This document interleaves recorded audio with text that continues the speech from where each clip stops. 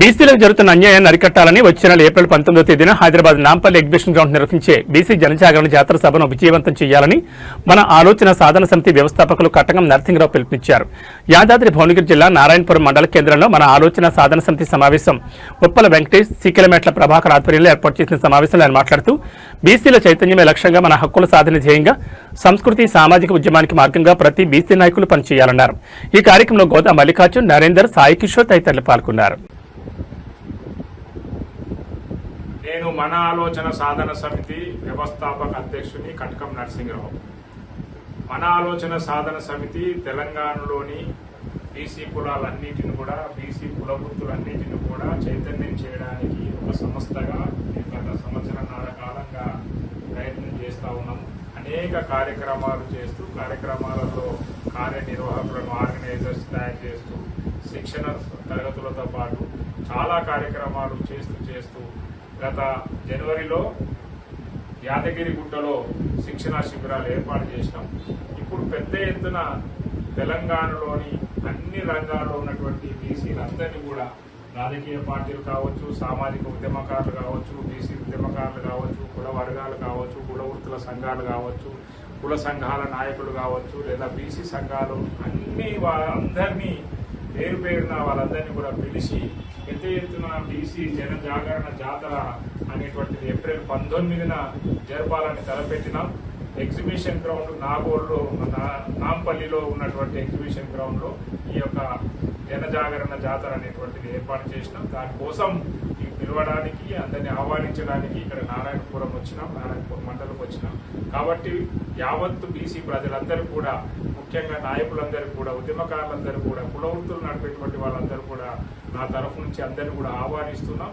పెద్ద ఎత్తున ఒక జాతర లాగా, ఎట్లయితే మనం పండుగలు పబ్బాలకు జాతరలాగా పోతాము, కుటుంబ సమేతంగా అందరూ వచ్చి ఆ జాతరను జయప్రదం చేయాల్సింది కోరుతున్నాం. అందరూ వస్తారు. ముఖ్యంగా అన్ని పార్టీలకు సంబంధించినటువంటి ఎక్స్ఎమ్మెల్యేలు, ఎస్ఎంపీలు, మంత్రులు, బీసీలు ఎవరైతే ఉన్నారో, హైకోర్టు జడ్జిలు, ఆ రకంగా ఎవరైతే ప్రాముఖ్యంగా ఉన్నటువంటి బీసీలు ఉన్నారో, ఆ బీసీ ఉద్యమాలు నడిపినటువంటి వ్యక్తులు లేదా బీసీ ఆఫీసర్స్ గా ఉన్నటువంటి వ్యక్తులు అందరూ కూడా వస్తారు.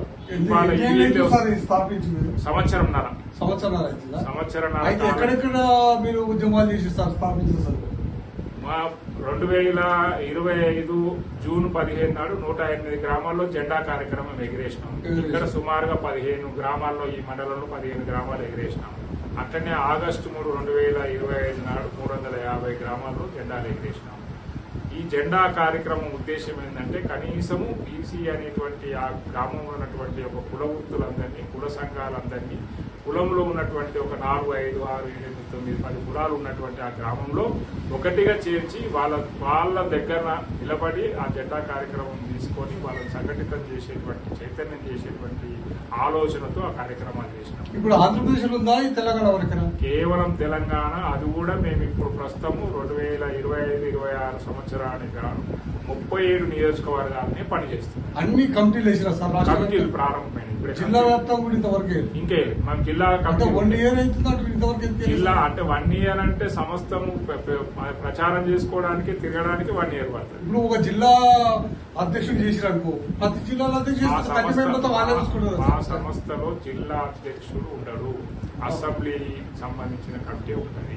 కాబట్టి గ్రామ కమిటీ, మండల కమిటీ, నియోజకవర్గ కమిటీ మాత్రమే ఉంటాయి. ఈ డిసెంబర్ వరకు ఈ 37 నియోజకవర్గాల్లో పూర్తి. బీసీలకు ఏం న్యాయం చేద్దాం అనుకుంటున్నారు సార్? బీసీలకు ఏం అన్యాయం జరిగిందని తెలపాలనుకుంటున్నాం. బీసీలకు జరిగిన అన్యాయం తెలపాలి. బీసీలో ఉన్నటువంటి భావజాలాన్ని, ఏదైతే భావం ఉందో, మేమందరం బలహీనులం అనేటువంటి భావం ఉందో, ఆ బలహీనమైనటువంటి తత్వాన్ని పారదోలి చైతన్యవంతమైనటువంటి సమాజం నిర్మాణం చేయాలి. బీసీలో చైతన్యం తీసుకురావడం, ఇది మా పని.